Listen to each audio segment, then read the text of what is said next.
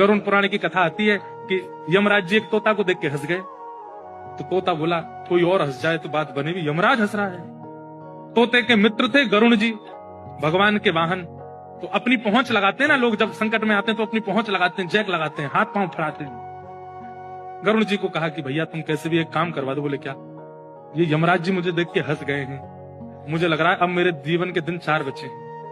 तुम कैसे भी भगवान से कहकर के मेरी जो जीवन अवधि है उसको बढ़वा दो, क्योंकि मुझे पता है कि ये यमराज जी तभी हंसते हैं जब किसी को उठाना होता है। गरुण जी बोले भगवान से बाद में बात करूंगा, पहले तुम मेरे पास आओ, बैठो मेरी कमर पे। गरुण जी उड़ा करके उनको 7 समुद्र पार एक गुफा में ले गए और वहां भीतर ले जाकर के छोड़ दिया। बोले यहाँ रहो, यहाँ कोई नहीं आएगा, और ये 2-4-10 दिन यहीं बैठे रहे ना, सब ठीक हो जाएगा अपने आप। और मैं जाके भगवान, मैं यमराज जी से बात करता हूँ, भगवान को छोटे काम के लिए क्यों बोलना?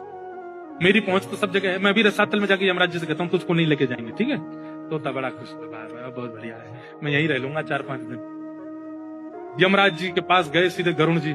गरुण जी तो भगवान के वाहन है, सब खड़े होते हैं, उनको देख के यमराज जी बोले आइए आइए। कैसे आए? बोले हम बस एक बात कहने आए हैं, फिर हमको जाना है वैकुंठ।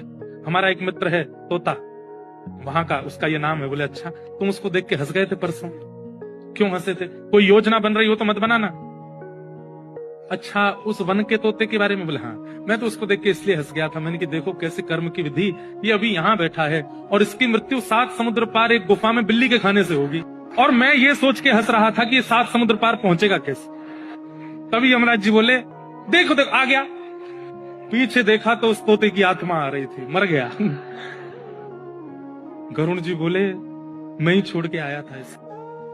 आप कौन से जन्म का अब भोग रहे हो आपको नहीं पता है भैया, वो नहीं टल सकती है। इसलिए प्रसन्न रहो, नाम जपो, कथा सुनो, खूब आनंद से रहो।